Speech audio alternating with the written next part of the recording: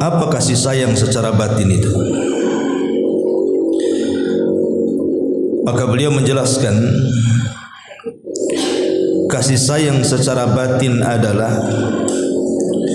sesuatu yang akan menciptakan ketenangan dan kedamaian serta menghilangkan keresahan serta kegundahan dan keluh kesah dari hati seorang hamba ketika tertimpa satu musibah.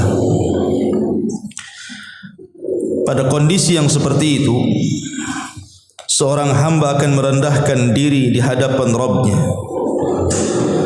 dengan penuh rasa hina, lalu memandang dengan hatinya dan bersimpuh kepadanya dengan segenap jiwanya. Pengakuan terhadap kasih sayang Allah telah menyibukkan dirinya dan kepedihan deritanya. Keyakinannya tentang kebaikan takdir Allah membuatnya tidak merasakan lagi pahitnya musibah. Ia pun menyadari kalau dirinya semata-mata hanya seorang hamba yang suka atau tidak suka mesti menjalani takdir Allah Azza wa Jalla. Apabila ridha akan hal itu, niscaya ia akan mendapatkan keridhaannya. Namun apabila ia tidak redha, maka kemurkaannya lah yang akan diperolehnya. Taib. Ma'asyiral muslimat yang dimuliakan Allah Subhanahu wa taala. Di sini muallif rahimahullahu taala Imam Ibnul Qayyim Al-Jauzi masih menjelaskan kepada kita tentang hakikat kebahagiaan. Hakikat kebahagiaan artinya meletakkan kasih sayang secara batin. Maksudnya meletakkan kasih sayang secara batin, ini kata Imam Ibnul Qayyim rahimahullahu taala, artinya menerima seluruh apa yang Allah Subhanahu wa taala takdirkan kepada kita. Takdir itu kan ada dua, Bu, ya. Ada takdir baik dan ada takdir tidak baik. Terkadang kalau takdir itu baik, rasa-rasanya kita ini mengatakan bahwa ini semua datang dari Allah Subhanahu wa taala. Dia menasabkan nikmat itu kepada Allah Subhanahu wa taala. Tetapi ada juga yang kemudian dengan diberikan takdir baik itu seolah-olah dia merasa Allah Subhanahu wa taala sedang memuliakan dirinya. Persis seperti firman Allah Subhanahu wa taala, Rabbi akraman. Rabbku sedang memuliakan diriku. Tapi kalau seandainya takdir yang Allah berikan itu tidak baik dan buruk, dia pun mengatakan Rabbi ahana. Rabbku sedang menghinakan diriku. Dan itu kebanyakan manusia. Kalau mendapatkan nikmat dia mengatakan Rabbku sedang memuliakan aku. Tapi kalau mendapatkan ujian dan cobaan, dia pula mengatakan Rabbku sedang menghinakan aku. Padahal dia tidak paham bahwa ujian itu terkadang baik, terkadang tidak baik. Dan dua-duanya baik bagi seorang muslim. Makanya Nabi SAW mengatakan ajaban li amril mu'min. Sungguh heran perkaranya seorang mukmin itu. In asabathu syarra syakara fakanat khairan lahu. Kalau ditimpa kebaikan bersyukur pula dia. Dan dia mengatakan ini sebuah kebaikan baginya. Tapi wa in asabathu dharra sabara fakanat khairan lahu. Tapi kalau ditimpakan sebuah madarat, keburukan, ketidakenakan dalam hidupnya, maka dia pun sabar. Itu pun lebih baik bagi dia. Begitulah seorang mukmin. kalau setiap musibah dihadapi dengan kesabaran, setiap nikmat dihadapi dengan kesyukuran, bahagia tuh hidup itu.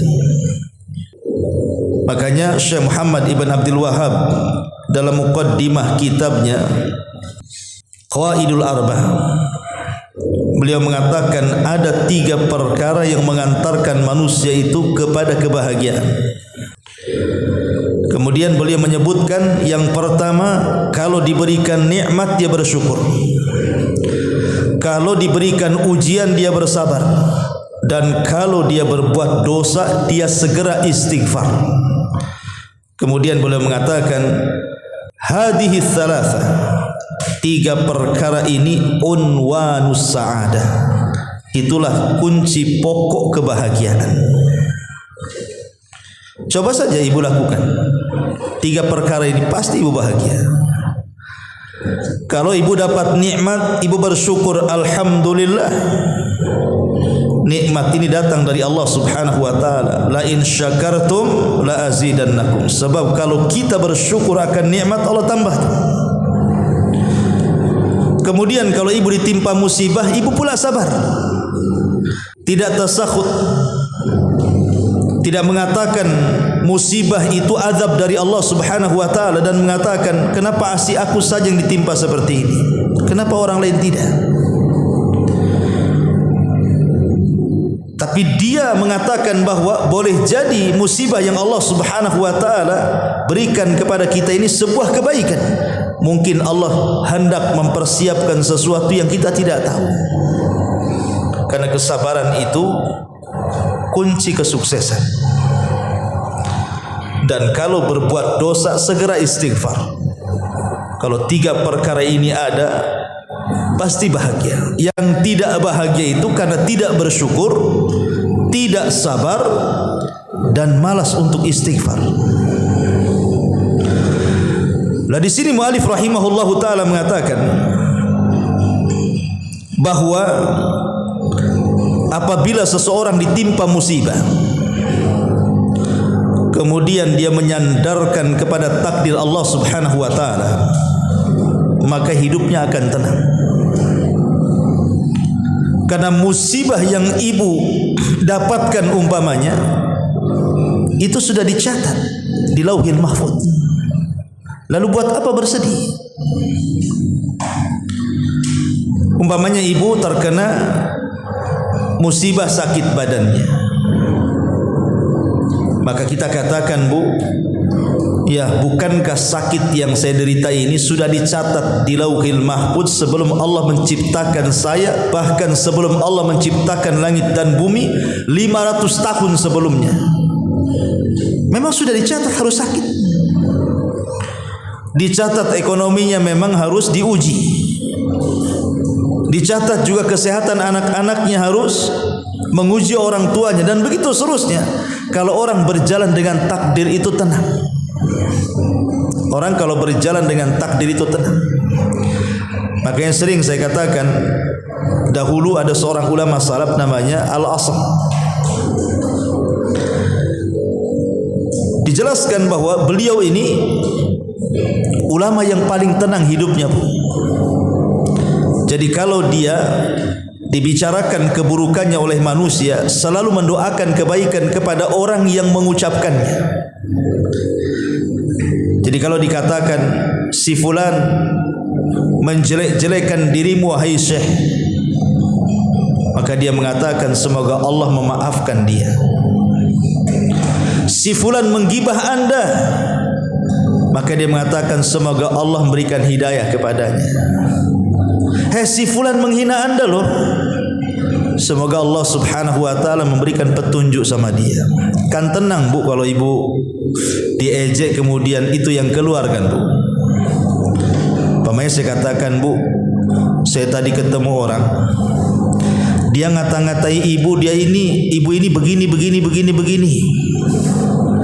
Kemudian ibu katakan semoga Allah memaafkan dia. Bisa enggak tuh ngomong gitu? Saya yakin enggak bisa. Paling ibu katakan, ngomong apa dia? Gitu. Kan itu ya. Apalagi yang diomongkan tuh? Berapa poin tuh? pasti ibu serang balik kan gitu ya. Tapi coba kalau seandainya cara menyikapi sebuah musibah itu ibu bawa ke positif. Seperti tadi Al-Imam Asam ini, si fulan ada yang menghina anda, semoga Allah memaafkannya. Si fulan menggibah anda, semoga Allah memberikan hidayah kepadanya. Tenang bu kalau kayak gini. Tapi kalau ibu kemudian saya katakan, bu, si fulan menjelek-jelekan ibu, ayo kita datang kepada, ngomong apa dia? Ayo, saya ingin ketemu. Itu tidak akan bahagia hidupnya. Makanya bu, sebenarnya kata-kata orang itu tidak membahayakan kita. Kalau ada orang bicara bu, walaupun pembicaraan itu tidak baik, mungkin bentuknya penghinaan, mungkin bentuknya perendahan, cacian, makian, sebenarnya tidak akan memudaratkan hati ibu. Yang menjadikan hati ibu sempit gara-gara ucapan orang itu karena memikirkan yang diucapkannya. Tapi kalau ibu tidak memikirkan isi ucapannya, biarkan orang itu mengucapkan, gak akan sakit hati kita. Biar sajalah dia ngomong, nanti kan capek sendiri. Tapi kalau ibu memikirkan ucapan orang itu yang membuat hati pula kita tak bahagia. Makanya biarkan orang bicara, tapi ibu jangan memikirkan apa yang dibicarakan. Mengalir begitu saja. Jadi sang alim ini ditanya kuncinya, kenapa engkau bisa tenang menghadapi ucapan manusia itu? Maka salah satu jawabannya adalah karena aku yakin bahwa rizkiku tidak mungkin diambil orang lain. Aku sangat yakin bahwa rizkiku tidak mungkin diambil orang lain. Jadi kalau kita yakin bahwa rizki yang Allah rizkikan kepada kita itu yakin tidak mungkin diambil orang, tenang hidup kita. Lalu kenapa mesti curiga sama orang? Ibu buka warung, kemudian sebelahnya buka warung, laris pula lah yang sebelah itu, sepi pula warung kita. Kalau seandainya ibu yakin bahwa tidak mungkinlah warung sebelah itu mengambil rizki dari yang Allah rizkikan kepada kita, ibu akan tenang. Mungkin sudah rizkinya dia rame, mungkin belum rizkinya saya belum rame, kan tenang tuh. Ya saya kan hanya ikhtiar berdoa saja, semoga Allah subhanahu wa ta'ala melariskan dagangan saya. Kalau sikap kita seperti ini berjalan dengan takdir bu, tenang. Tapi kalau tidak berjalan dengan takdir, itu hidupnya was-was bu. Jangan-jangan pakai dukun tuh, jangan-jangan rajahnya banyak tuh. Jangan-jangan dia hasad dengan saya, jangan-jangan meletakkan apa, jangan-jangan akhirnya tidak tenang hidupnya. Karena hidup dengan kalimat jangan-jangan akhirnya. Begitu juga perkara-perkara yang lainnya. Yakin bahwa rizki kita tidak mungkin diambil orang lain. Satu dunia mencaci maki ibu, tidak mungkin berkurang rizki ibu. Tidak mungkin berkurang rizki ibu. Karena rizki itu tidak mungkin diambil orang. Berjalanlah dengan takdir. Silahkan menghina, mencaci, memaki saya, toh saya juga tidak akan bergeming dengan cacian makian itu, karena aku yakin rizki Allah tidak mungkin diambil orang yang mencaci maki saya. Karena biasanya kalau ada orang yang menghina itu, hakikatnya dia tidak punya yang ada pada diri kita, makanya dia menghina kita. Dari sini ulama mengajarkan kepada kita sebisa mungkin jangan terpengaruh hati itu dengan ucapan manusia. Makanya sering saya istilahkan bu, jadikan hati itu seperti pintu. Jadikan hati itu seperti pintu. Apa maksudnya?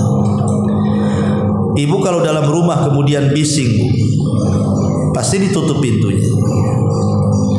Kalau masih bising juga, masuk ke kamar, ditutup lagi pintunya supaya tidak mendengar. Ucapan-ucapan yang bising dari luar masuk ke dalam rumah kan. Itu telinga kita. Lah jadikan juga hati kita itu seperti telinga yang kalau merasa bising ditutup pintunya.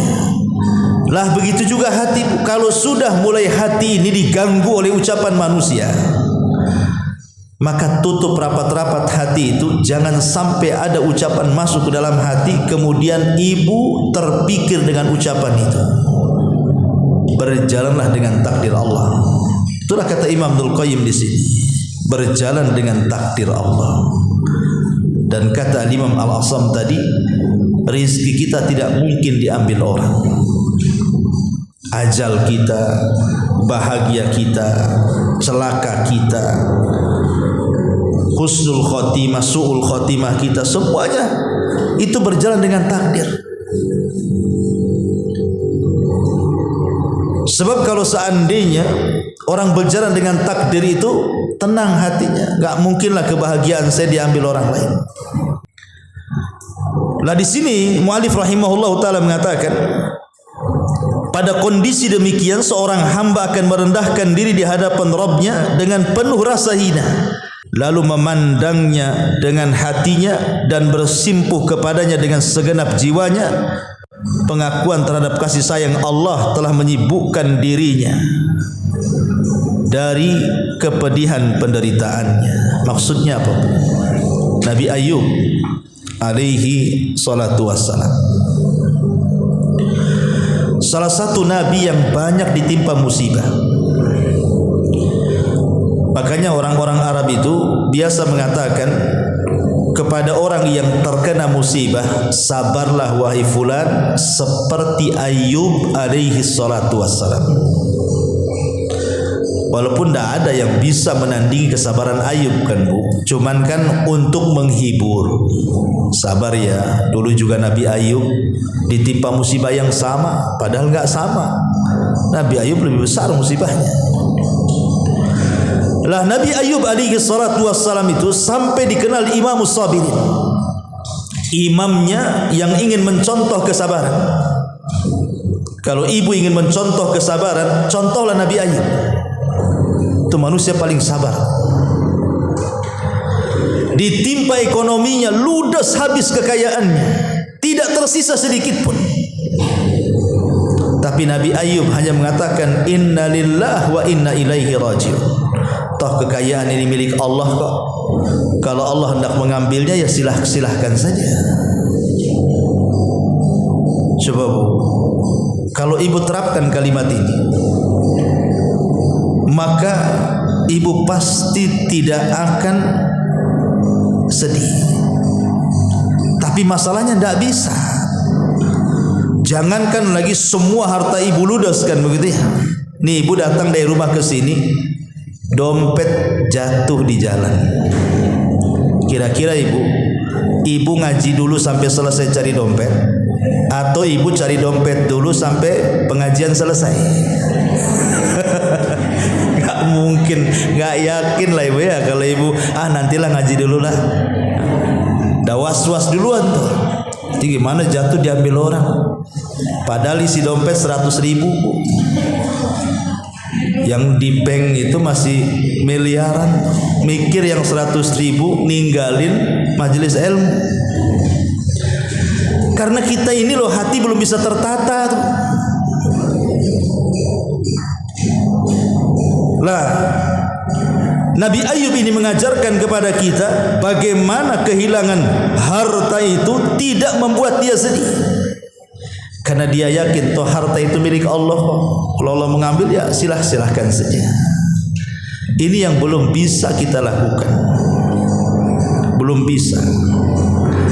Kadang-kadang sedikit harta kita hilang tuh kayak kiamat besar. Gitu ya, kepikiran terus. Kemudian apalagi, bukan hanya hartanya ludes Nabi Ayub ini, tetapi anak-anaknya juga diwafatkan semuanya. Nabi Ayub itu punya anak-anak banyak, dan anak-anaknya semua baik-baik. Tentu ibu kalau punya anak baik kan sayang. Kalau seandainya meninggal itu rasanya sedihnya luar biasa. Lah Nabi Ayub alaihi salatu wassalam ditimpa musibah dengan cara seluruh putra-putranya meninggal di hadapannya. Tidak ada yang tersisa satupun. Luar biasa. Saya itu pernah melihat ada salah seorang ikhwan kita itu anaknya meninggal. Jadi punya anak meninggal, punya anak lagi meninggal lagi, sampai 3 kali. Itu kepikiran kayak orang mau stres, persis kayak mau stres, mau gila pokoknya, karena 3-tiganya meninggal. Jadi setiap melahirkan nanti besar sedikit meninggal, melahirkan besar sedikit meninggal, sampai kayaknya hidupnya putus asa. Ya, karena kehilangan anak itu kan beda dengan kehilangan pasangan kan. Kalau ibu kehilangan suami, kawin lagi bu. Tapi kalau ibu kehilangan anak itu tak mungkin lah ambil anak orang. Beda cinta kepada anak kandung dengan anak orang kan beda bu. Karena namanya anak itu kan si jantung hati bahasanya. Memang itu darah daging kita. Kalau ditimpa meninggal, makanya jangankan kita ya, Nabi SAW saja ketika Ibrahim putranya meninggal, sedihnya luar biasa. Sampai-sampai mengatakan kepada Abdurrahman ibn Auf itu, wa inna li firaqika ya Ibrahim lamahzunun. Perpisahan diriku dan dirimu wahai Ibrahim sungguh menyayat hati.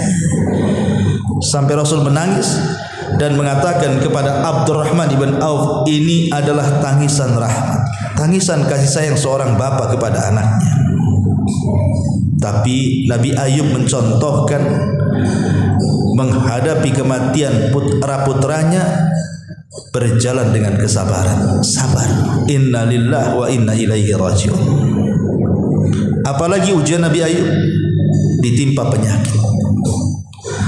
Penyakit ini aneh karena tidak ada penyakit yang seperti itu pada kaumnya. Sampai-sampai dijelaskan oleh para ulama sejarah itu. Jadi Nabi Ayub itu diberikan penyakit dari atas kepala sampai kaki itu penuh dengan benjolan. Benjolan ini isinya nanah dan darah serta cairan yang sangat bau. Sehingga manusia takut mendekati dirinya, disangka penyakit menular. Satu persatu manusia tidak mau berani mendekatnya. Sampai akhirnya Nabi Ayub hanya tinggal berdua dengan istri tercintanya. Itu pun harus mengungsi menjauh dari orang desanya. Akhirnya hidup berdua saja sama istrinya, terisolasi dari masyarakat.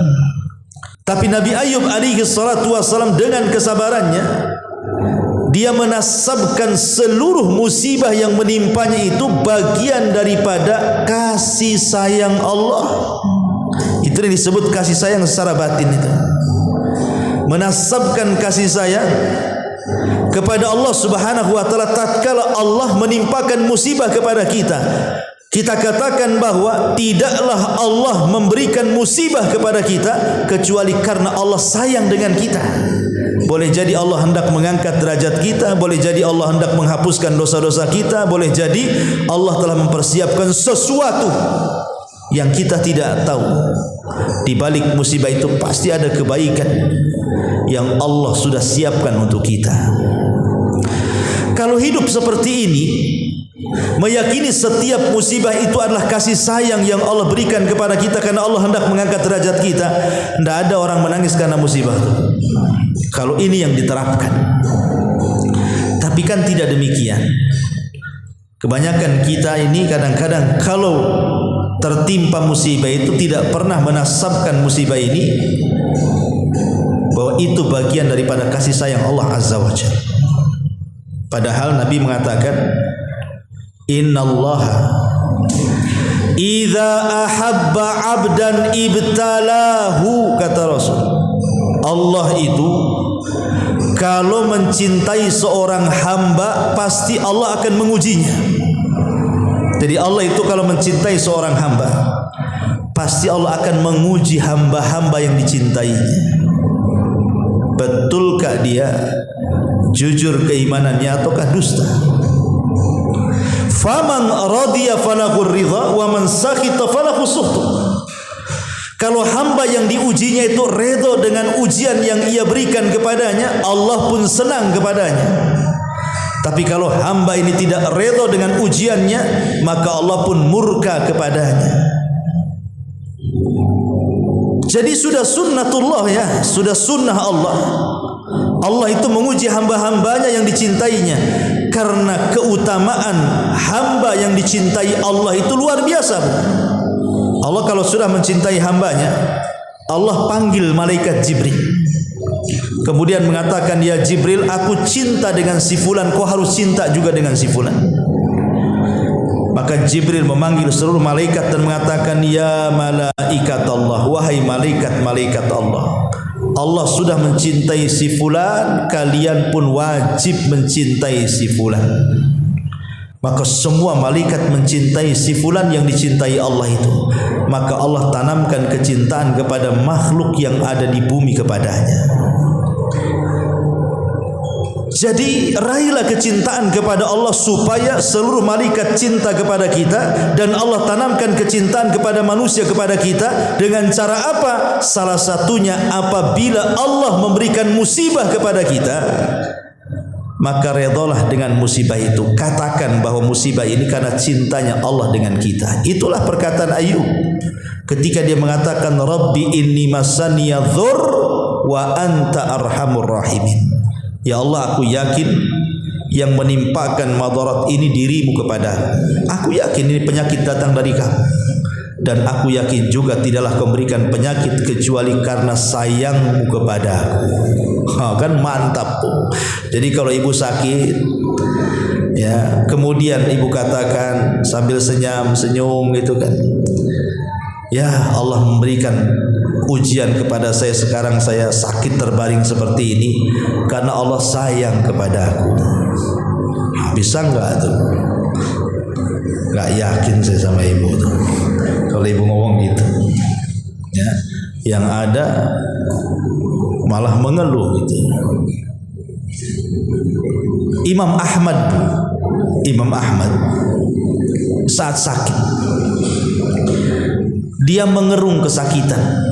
Mungkin bahasa kitanya aduh gitu ya. Ibu kalau sakit kan aduh gitu ya. Dalam bahasa Arabnya disebut anin. Jadi Imam Ahmad di saat sakit keluar anin, keluar kalimat aduh. Saking sakitnya yang ia derita atau penyakit yang diderita Imam Ahmad. Kemudian orang sebelahnya mengatakan, ya Imam, anna kalimatal anin minal kalam wal kalamu yuktab. Imam, kalimat aduh itu bagian daripada ucapan, dan ucapan itu akan dicatat malaikat. Langsung diam.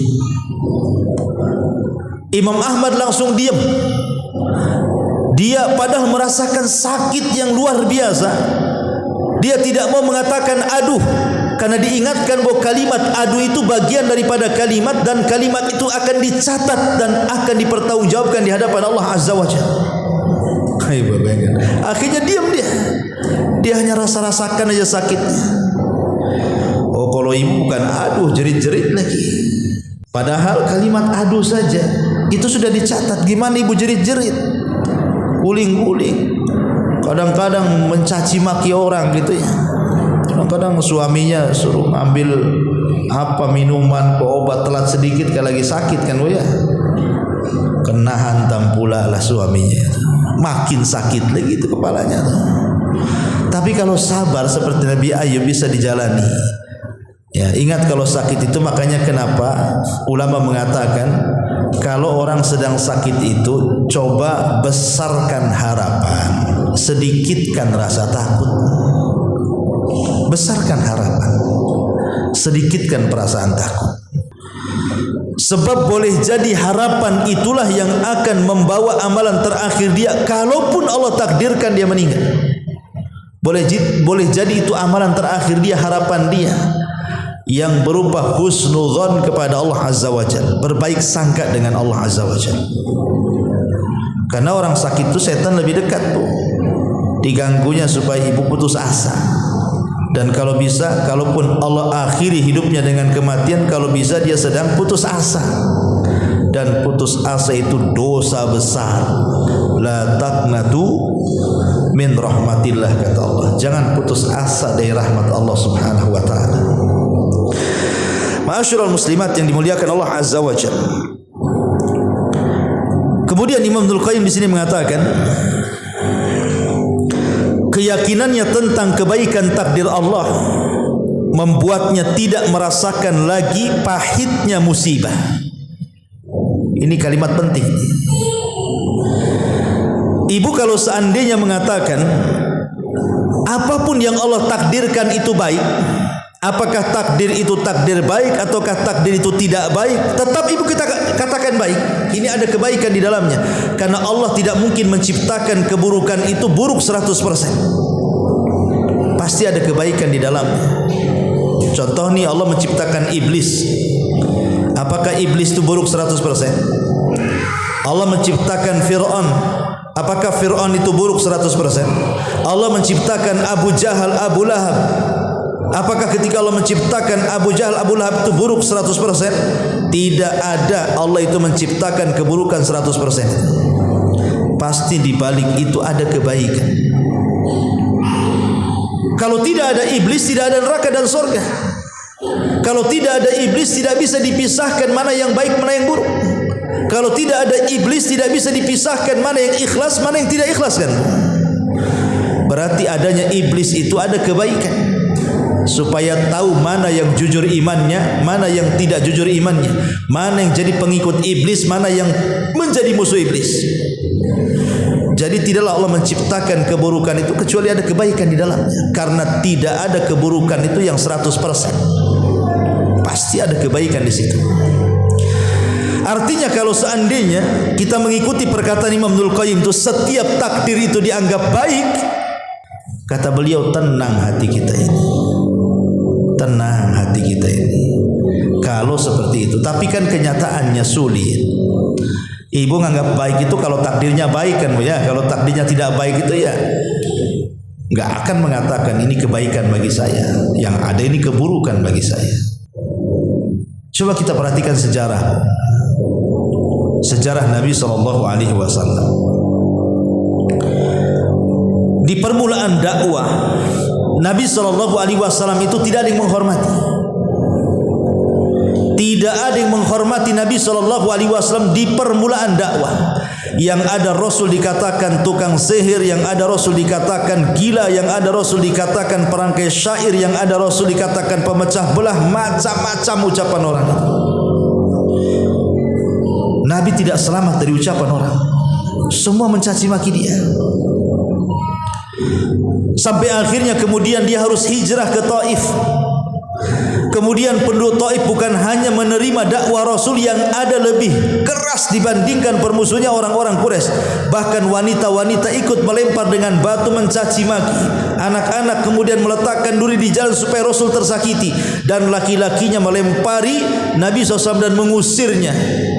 Tapi Nabi SAW tidak pernah mengeluh kepada Allah. Ini hebatnya Nabi.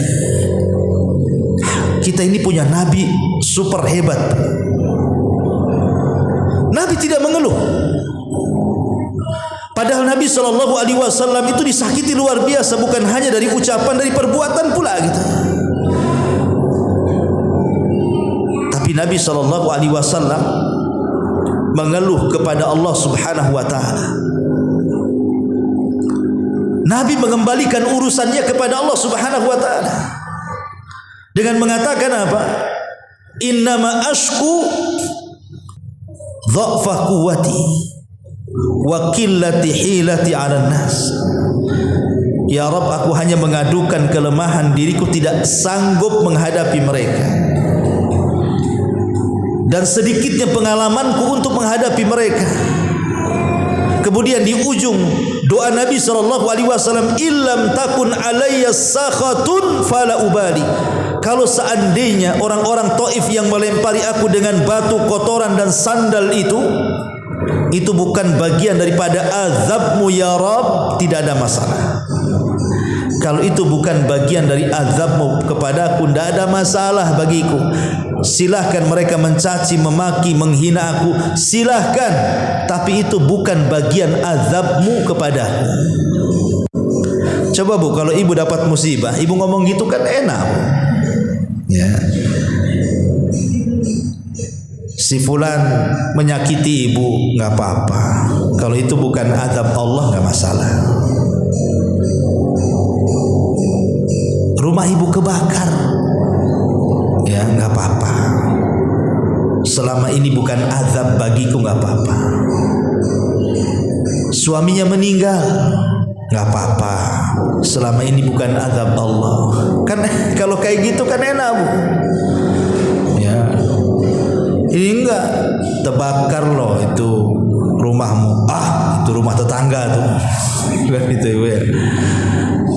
Suaminya jatuh, itu tuh suami tetangga tuh. Suami saya ada di selamat, alhamdulillah. Ya. Jadi Nabi SAW memberikan konsep kepada kita dalam menghadapi situasi sulit, situasi musibah dengan mengatakan, selama musibah yang menimpa diriku bukan azab dari Allah, tapi itu bentuk kasih sayang Allah, nggak apa-apa. Dah masalah musibah-musibah itu, silahkan timpakan musibah itu kepada aku. Selama itu bukan azab, itu bentuk musibah, itu rahmat Allah kepada kita. Itulah konsep Nabi SAW, mengadukan setiap permasalahan kepada Allah. Makanya para ulama mengatakan, siapa yang punya masalah kemudian ibu angkat kedua tangan, kemudian ibu panggil Allah dengan mengatakan ya Rabb, maka ucapan ya Rabb itu tidak akan mengecewakan ibu. Ucapan ya Rabb tidak akan mengecewakan ibu. Ibu kalau ada masalah, adukan segera kepada Allah Azza wa Jalla, agar Allah Rabb kita itu menyelesaikannya. Maka siapapun yang mengangkat kedua tangannya dan mengatakan ya Rabb, pasti masalahnya akan diuraikan. Karena masalah itu kalau diberikan kepada zat yang bisa menyelesaikannya, maka akan mudah diselesaikan. Maka sering saya katakan, kalau ada masalah yang pertama diadukan itu kepada Allah, jangan kepada yang lain dulu. Begitu dalamnya perkataan Imam Ibnul Qayyim di sini, bahwa keyakinan tentang kebaikan takdir Allah membuatnya tidak merasakan lagi pahitnya musibah tersebut. Lihat Bilal ibnu Rabah saat disiksa, semua budak yang masuk Islam yang sama dengan Bilal tidak sanggup untuk mendapatkan siksaan seberat Bilal. Tapi Bilal dengan entengnya, ketika dicambuk oleh Umayyah bin Khalaf majikannya dan tidak berhenti kecuali kelelahan, kemudian diikat di batu, kemudian diterikan di tengah matahari, di tengah matahari di atas kepala. Tapi Bilal hanya mengatakan ahadul ahad. Kenapa Bilal merasakan nikmat siksaan itu? Kenapa? Ketika Bilal ditanya, kenapa, apa rahasiamu kok sanggup kamu untuk bertahan dari siksaan orang-orang Quraisy kepadamu ya Bilal? Apa jawaban Bilal? Ini bagus jawaban Bilal. Kata Bilal, karena aku campurkan halawatul iman bimararatil adha. Karena indahnya, manisnya, lezatnya keimanan lebih mengungguli daripada keperitan azab yang aku rasakan. Lihat bagaimana Bilal memberikan konsep hidup bahagia kepada kita ini. Apa kata Bilal? Karena lezatnya iman itu mengalahkan keperitan penderitaan. Itu yang menjadikan aku tidak merasakan cambukan-cambukan itu. Kenapa? Karena iman itulah yang mendominasi dalam hatiku. Kelezatan iman itu yang melupakan segalanya. Harusnya kita seperti itu. Ambil konsep Bilal bin Rabah radhiyallahu anhu. Jadi kalau seandainya kita ditimpa musibah nih, maka segera ibu melakukan ibadah, ketaatan kepada Allah Subhanahu wa taala, karena ketaatan kepada Allah itulah penentram jiwa dan raga dalam bab ini. Supaya ketika ibu taat, mulai ketika musibah itu makin ditingkatkan ibadahnya, nanti kelezatan ibadah yang ibu lakukan itu akan mengurangi memikirkan musibah yang sedang menimpa ibu. Itu maksudnya. Ya memang berat, tapi kan harus dilatih, ya. Kemudian mu'alif rahimahullahu ta'ala mengatakan, ia pun menyadari kalau dirinya semata-mata seorang hamba yang suka ataupun tidak suka mesti menjalani takdir Rabbnya. Manusia tidak mungkin lepas dari takdir, siapapun dia. Maka apabila redha akan hal itu, niscaya ia akan mendapatkan keredhaannya. Namun apabila dia tidak redha, maka kemurkaannya lah yang akan diperoleh. Kemarin sudah saya singgung macam-macam orang dengan musibah itu kan. Maka yang terburuk dari orang yang mendapatkan musibah itu, apabila satu hatinya tidak ikhlas, lisannya tidak redha karena mencela Allah, dan juga dia marah seolah-olah musibah itu azab yang sedang ditimpakan kepadanya. Ini seburuk-buruk orang yang mendapatkan musibah kemudian dia melakukan hal yang seperti itu. Ma'asyiral muslimat yang dimuliakan Allah Azza wa Jalla. Inilah perkataan mu'alif. Kemudian yang terakhir beliau tutup, kasih sayang secara batin ini merupakan buah dari muamalah batiniyah, kesalehan batin yang disebut sebelumnya. Semakin soleh batinnya, semakin bertambah kasih sayang secara batin yang diperolehnya. Sebaliknya, semakin berkurang kesolehan batinnya, maka semakin berkurang kasih sayang secara batin yang diraih. Maksudnya tetap kembali kepada kesolehan hati. Kalau hati ini baik, maka badan juga akan tergerak untuk melakukan kebaikan. Tapi kalau hati ini jahat, maka badan pun akan tergerak untuk melakukan kejahatan. Makanya di tempat lain saya jelaskan pembahasan tentang rahatul bal. Di antara satu sifat penduduk surga itu adalah Allah anugerahkan kepada penduduk surga itu rahatul bal, kebahagiaan mutlak pada hatinya. Karena seluruh penduduk surga itu cuma satu hati. Kalau kita di dunia kan banyak hati. Walaupun ibu kumpul di satu pengajian nih, yang kumpul-kumpul di sini itu kan macam-macam kan hatinya bu. Ada yang hatinya sedang dendam sama kawan sebelahnya, gitu. Ya, ada yang hatinya memikirkan hutang mau bayar ke sebelahnya. Ada yang hatinya sedang terpikir macam-macam kan bu ya. Itu di dunia itu kan hati macam-macam tuh. Tapi kalau di sorga itu cuma satu hati. Ya, jadi di sorga itu satu hati karena Allah cabut segala sesuatu yang bisa menyedihkan hatinya. Makanya penduduk sorga itu tidak ada yang dendam, tidak ada yang hasad, tidak ada yang marah, tidak ada dengki, tidak, pokoknya betul-betul wa naza'na ma fi sudurihim min ghillin ikhwana. Kami cabut segala sesuatu yang bisa mengotori hatinya. Sehingga semua penduduk surga itu ata biqalbin salim, datang dengan buah hati yang selamat. Kenapa? Dan itulah rahasia kenapa penduduk surga bahagia. Ya.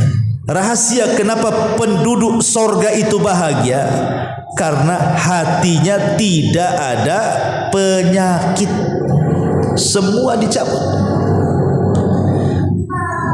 Maka rahasia besar bahagia itu sekali lagi adalah dengan cara rahatul bal. Bahagiakan hati, maka yang lainnya bahagia. Tapi kalau hati sempit, yang lain ikut sempit. Itu yang dikatakan Ibnul Qayyim di sini. Yang penting hati itu tenang, maka yang lain ikut tenang. Tapi kalau hati tidak tenang, yang lain tidak akan tenang. Makanya kenapa hati para ulama, walaupun badan-badan mereka di penjara, Bu, para ulama itu tidak pernah merasakan sedih. Bahkan ada seorang ulama mengatakan, kalau seandainya para raja, kalau seandainya anak-anak raja itu tahu betapa bahagianya kita para ulama di dalam penjara, tentu mereka akan datang menghunuskan pedang-pedang mereka di kepala kita. Ini ucapan para ulama salaf dulu. Kalau seandainya para raja dan anak-anak raja itu mereka mengetahui betapa bahagianya kita para ulama di penjara ini, tentu mereka akan datang dengan pedang dan memenggal kepala kita. Kenapa jasad-jasad para ulama, walaupun mereka di penjara seperti Ibnu Taimiyah di penjara sekian tahun, Imam Ahmad di penjara sekian tahun, Imam Bukhari, Imam Syafi'i, para ulama salaf dulu itu banyak di penjara oleh pemerintah, tapi mereka tenang-tenang saja. Karena yang di penjara itu hanya fisiknya saja, hatinya tidak di penjara. Makanya kemudian batinnya tenang-tenang saja para ulama itu, karena mereka menyangka silahkan badan saya kalian penjara, tapi hati tidak bisa dipenjara. Makanya kenapa hati para ulama itu adalah hati yang sangat mulia, dan kemuliaan hati itu ada pada hati tidak berubah. Coba Bu, kalau bisa hati ibu itu jangan berubah. Baik mendengar orang yang mencela ibu, baik mendengar orang yang memuji ibu, jangan berubah. Sebab ibu ini kadang udah berubah masalahnya. Kalau ada yang muji, langsung ambil cermin. Betul nggak ya orang itu ngomong saya? Kayaknya langsung besar lah hidungnya tuh, Bu.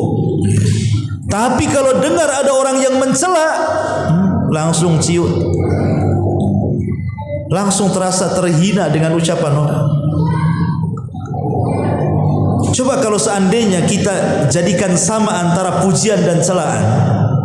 Anda mau mencela silahkan, Anda memuji ya silahkan. Hati saya tidak pernah berubah. Bahagia Bu kalau kayak gini. Ibu bisa tidak mempedulikan celaan dan pujian, tidak menjadikan memuji kemudian besar kepala kita, tidak pula menjadikan celaan itu mengecil pula kepala kita. Karena orang-orang yang mereka meladeni ucapan orang ketika memuji, tiba-tiba kemudian besar kepalanya, ketika ada yang mencela kemudian kecil, terasa kecil dan hina kita, itu biasanya hidupnya tidak bahagia. Cobalah jadikan kemuliaan itu bukan dari pujian orang, dan juga jangan pernah menjadikan sebuah kehinaan itu karena celaan orang. Celaan orang itu tidak menjadikan ibu terhina, sebagaimana pujian orang tidak menjadikan ibu ini naik pangkat dan derajatnya. Karena izzah itu hanya milik Allah. Siapapun yang Allah Subhanahu wa ta'ala angkat derajatnya, tidak ada satupun makhluk merendahkannya. Tapi kalau Allah sudah merendahkannya, satu dunia mau mengangkat derajatnya tidak akan bisa. Maka kemuliaan itu hanya milik Allah. Walillahi izzatu jami'ah. Kemuliaan itu hanya milik Allah semuanya. Mintalah kepada Allah. Karena terkadang kalau kita melihat orang-orang yang ketika kita sukses mereka tepuk tangan, mengucapkan selamat, tapi ketika kita telungkup, ketika kita gulung tikar dan bengkrak, tangan yang digunakan untuk menepuk saat keberhasilan kita, mereka letakkan di muka-muka saat ketika kita gagal dalam usaha. Lalu apa gunanya tepuk tangan itu? Ketika kita sukses, mereka tepuk tangan. Ketika kita kemudian jatuh, mereka pun meletakkan tangan di muka-muka mereka. Ketika sukses mereka mau datang kepada kita, ketika kita jatuh mereka sudah satu persatu mundur menjauhi kita. Itulah manusia. Lah karena manusia seperti itu, tidak perlu kita ini datang kepada manusia. Kalau ada masalah datang kepada Allah. Karena sifat manusia seperti itu, Bu. Kalau ibu berhasil mereka datang. Ibu ini kayak gula. Orang itu kayak semut datang semua ke ibu ya ibu. Kalau ibu lagi susah jauh-jauh. Jangan tuh. Ini orang ini kalau dekat-dekat kayaknya mau pinjam uang nih. Saya tahu nih orang susah nih. Kan ada orang kayak gitu. Tapi kalau dikembalikan kepada Allah Azza wa Jal, maka Allah lah sumber dari segala solusi.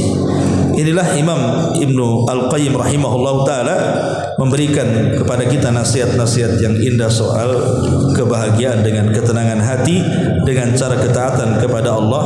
Itulah penentram jiwa dan juga raga kita.